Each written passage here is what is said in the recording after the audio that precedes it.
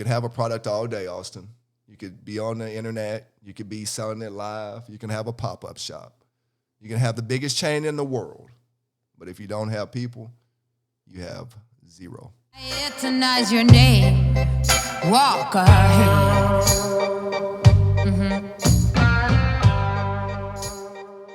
In our wheelhouse, but for you, you do it in more unconventional way. Or I don't even want to say unconventional because that's the way it used to be before you relied on technology. So, what are your mainstays of prospecting in sales? My mainstay is ABC. We call it ABC, always be closing, right? And so prospecting can come in many fashions. For me, prospecting comes really easy. It really does. And just sharing with people. Number one thing, just share with people what you do, right? Just share with them what you do. You don't have to try to sell them. You don't have to try to push your product on them.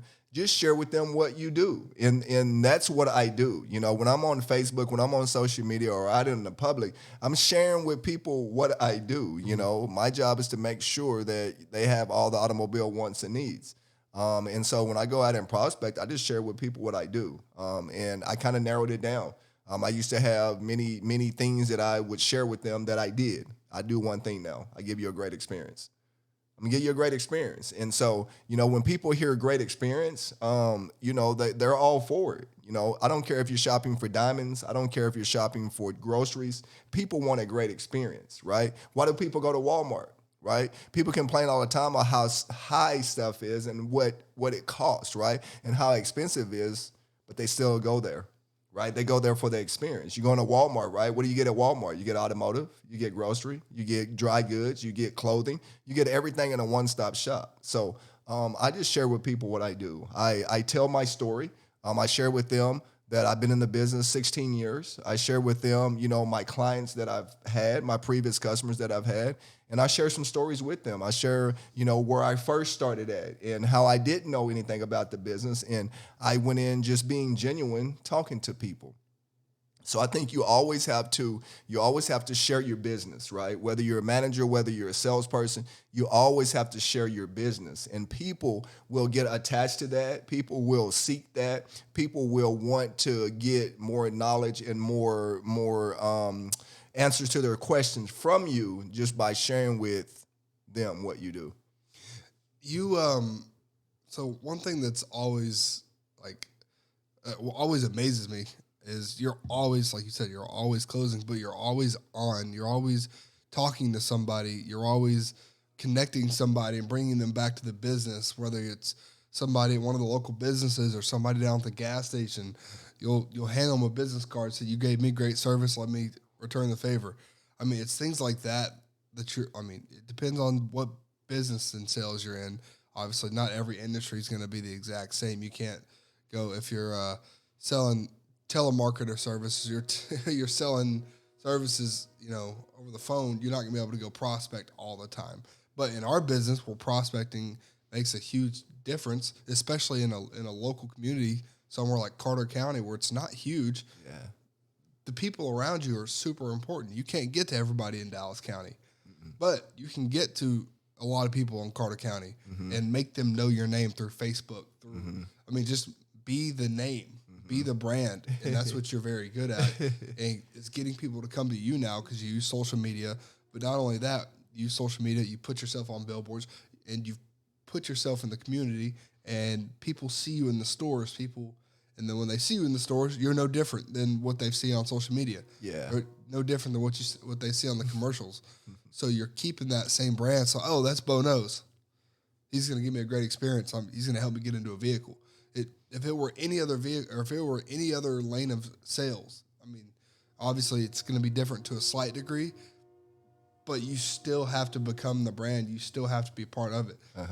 That's why you look at Grant Cardone, you know, agree with some of his stuff or disagree with some of his stuff. Right. He is the king of getting himself out on social media. Yeah. I see him everywhere. I don't even watch his stuff really all that much anymore, but he is everywhere. Yeah.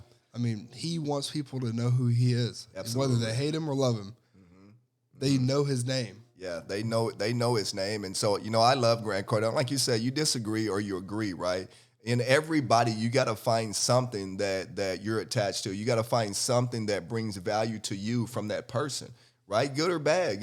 And so Grant Cardone brought me a lot of value.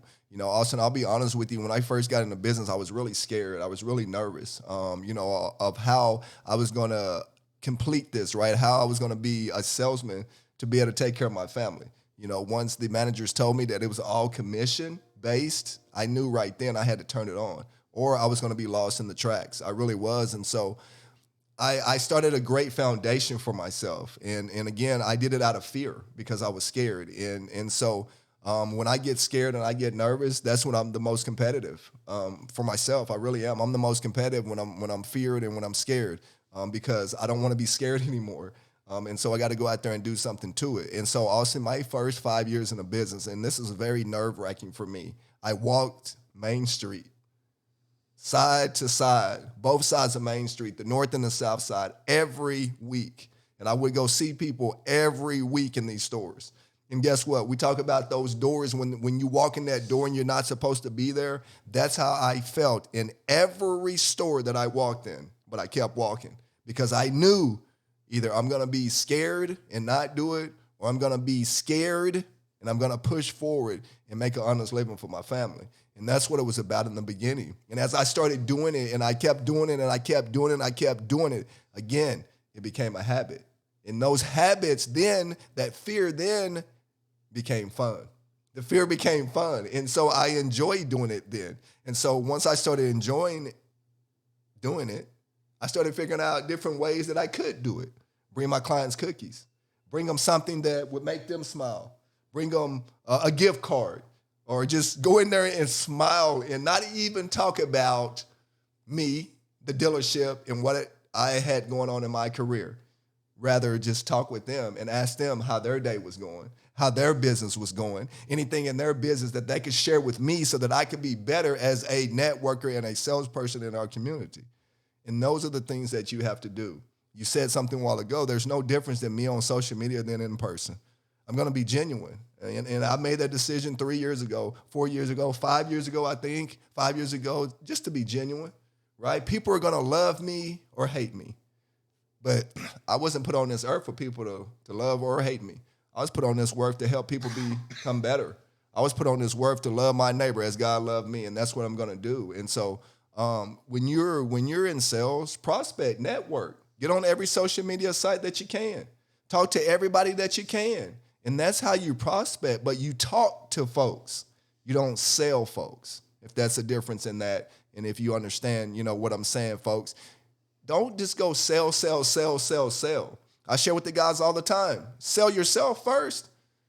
I don't want to buy any type of product, whether it's shoes, whether it's a piece of bubble gum, from somebody that's going to be rude to me, that somebody is not going to give me an experience about that piece of bubble gum. Tell me about it. Tell me how good it is. Have you tried it? Tell me something to make me buy this bubble gum. Or tell me, right, about yourself a little bit and why I should be buying from you. And so when I go prospect, I don't prospect people's business. I prospect myself to them to let them know you're going to get a great experience, regardless if you purchase or not. I tell people that all day, every day. Regardless if you buy a car tonight, if I've done everything in my power to earn your business, I'm good. I may be sad when you leave, but I'm good. It's because I've done what I was supposed to do. So the number one thing, guys, the number one thing in sales, put yourself out there. Put yourself out there. Go talk to people, network with people, and be genuine to people. It's because ultimately, it's not about your product. It's about your client and the people that are buying your product. You can have a product all day, Austin. You could be on the internet. You could be selling it live. You can have a pop-up shop. Just like people in the community come to see you. Yeah. Even if they're not coming to buy a car, when somebody has a bad day, a lot of times they'll just come see Bo. Absolutely. They just need to talk. They'll just come see Bo because Absolutely. they know who Bo is through and through. There's no guessing. No. They know the customer service they're going to get. They know the person they're going to get. They know the friend that they're going to get. And that comes through the prospecting and through building the relationship after. But you have to put yourself out there first. And that's the first and the hardest step. after that, it's like having conversations with people. Yeah. But it's like going and asking a girl on a date. If you don't ever ask her, you're probably never going to get the date. Yeah, you're probably never going to get the date, man. And, you know, I get tickled, Austin, and, you know, you see me over here giggling and Googling and like that. I'm just keeping myself from crying, man. I really am. I'm being truthful. You know, I'm at the dealership now. I'm in sales now. It's not to sell cars anymore. I'm done selling cars. I'm done selling cars. I'm selling experiences, right? Because the best experiences that I can sell, car sales, is easy. They're going to come with their experience, man. I'm not even worried about pushing cars out. I'm not worried about selling cars. I'm worried about selling the best experience that I can. So when that client buys the first car, I have no worry that they're coming and buying all their cars. That's how I make my living, off of repeat and referral business. And we've always strived on that, right? And so in the beginning, I really didn't know what it meant. Okay, you have another customer come back and buy a car. Okay, another. No, they're coming back for what? They're coming back for the experience. And so I want to give them the great experience, so I don't even worry about selling the car anymore. And I'm getting tickled. So I don't cry is because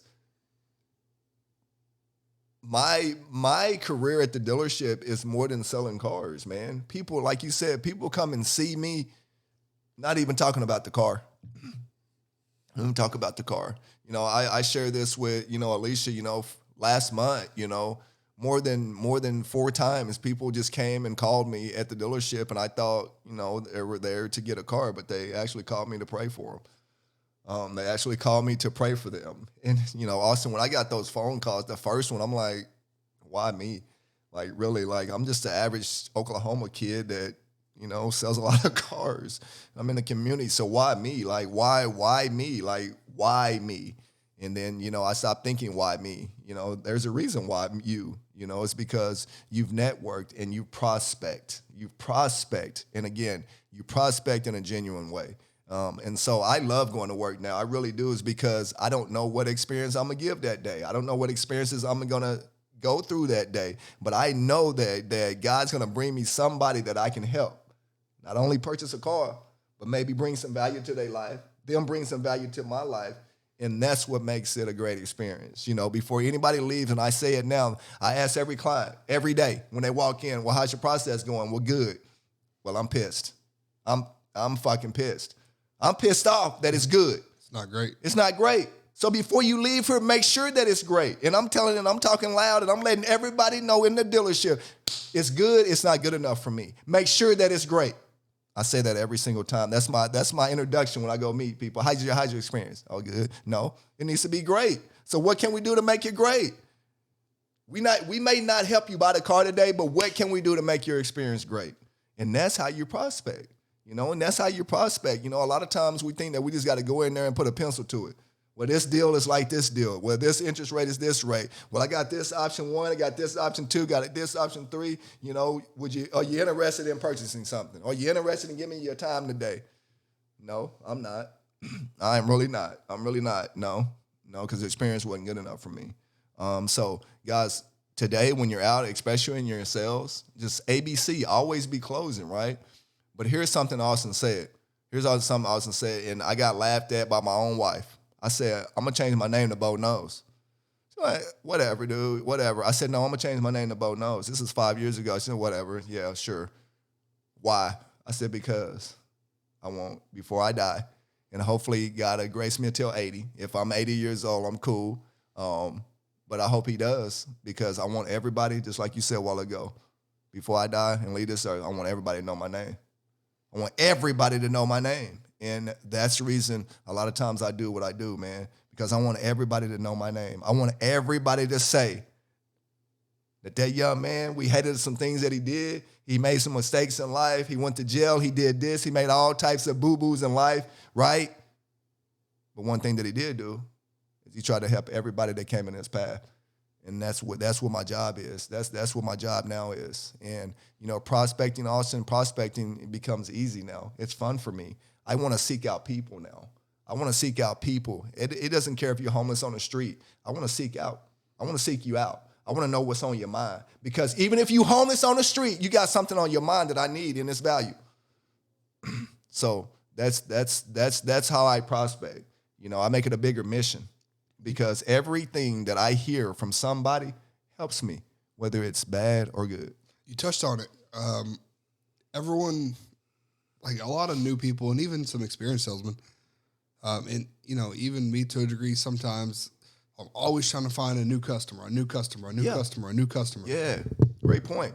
A lot of people, sometimes the easiest prospecting, the hardest but the easiest, if you do it right, is your referral customer. Obviously, it's different for every single sales business, but when you take care of the customer that you have in front of you, that might set you up in a year. That might, depending on in the car business, it might set you up in a year and a half, 2 years. In a different business, it might set you up next month if you go ahead. If you're in the insurance business, you might get your monthly fee off of it. Depending on the business, that that repeat customer, taking care of your customer is going to pay you back in the future by giving them great experiences over and over. I'll say it. I had an insurance agent, and I'm not going to name any names, but I was paying $248 or something for insurance. I remember that. Yeah, And I do. I was about to turn 25. He called me in his office. My 6-month policy renewed right before my 25th birthday. So I went in on my 25th birthday, but I hadn't made a new payment yet because it was like a week difference. And he called me in his office, and then he started talking to me. He started trying to, butter me up, and I was like, oh, something's about to go on. Just the way he was talking to me, trying to avoid the subject. I noticed the sales tactic there. He was just trying to create that relationship, even though we hadn't really talked all that much. And then I get in there, and I was like, oh, man, what's my payment going down to? He said, well, actually, it's going to go up to about $308 and some change. And I was like, wait, what? It's going up $60? He goes, oh yeah, the rates and stuff have changed. I was like, no, I get that, but I just turned 25. Your insurance is supposed to go down at 25. So, no, he was making up stuff, and I was like, okay, man. I just tuned him out after that because, customers aren't stupid. I'm not stupid. Customers who buy cars aren't stupid. So when you treat them like that, and I'm not saying he did or did, like the rates did or didn't go up, but all I know is I called 3 other places, and then every single one of them were under $200. So I was like, I've been with this guy for almost a year, and then he just he takes for granted that I'm gonna just do whatever he says. So now I'm paying $178 for insurance. Great job. At Good. 25. Awesome. It's just going out and playing your options, and customers have options nowadays. Yeah. So when you take care of that customer, what do they say? A stone in hand is better than 2 in the bush, or a bird in hand is better than 2 in the bush, or whatever the saying is.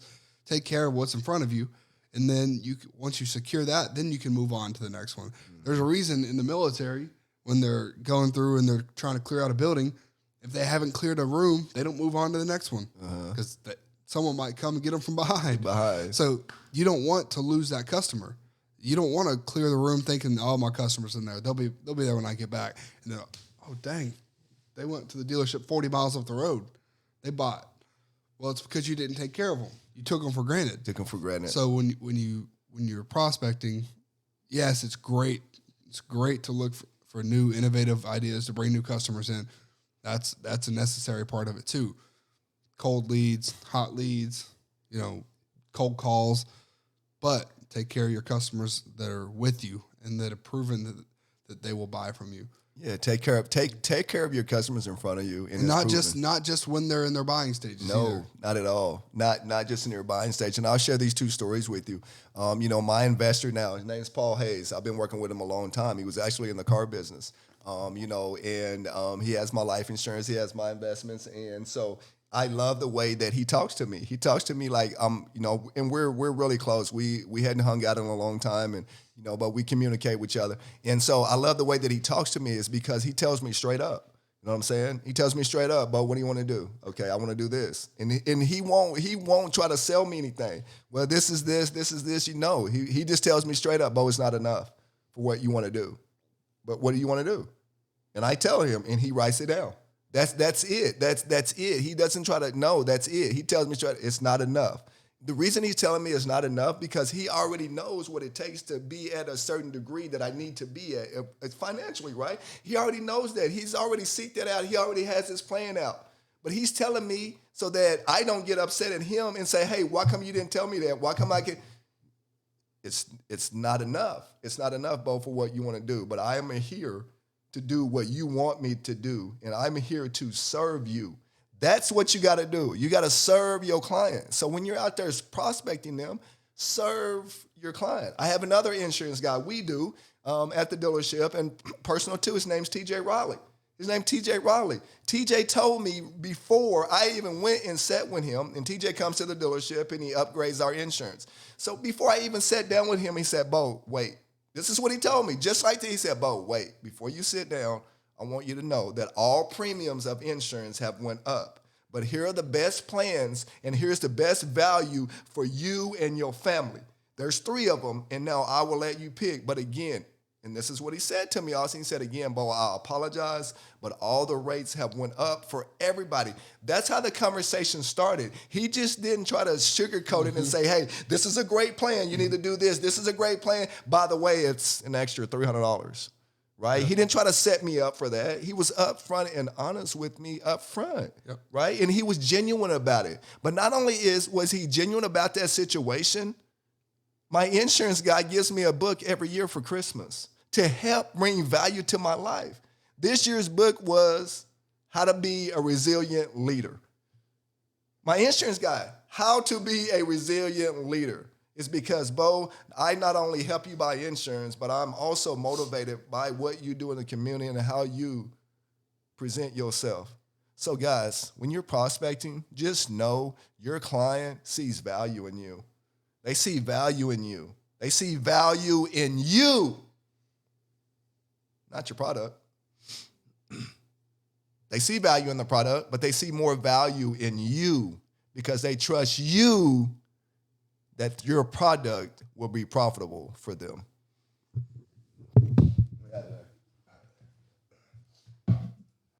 Get up, get out of bed, and get going.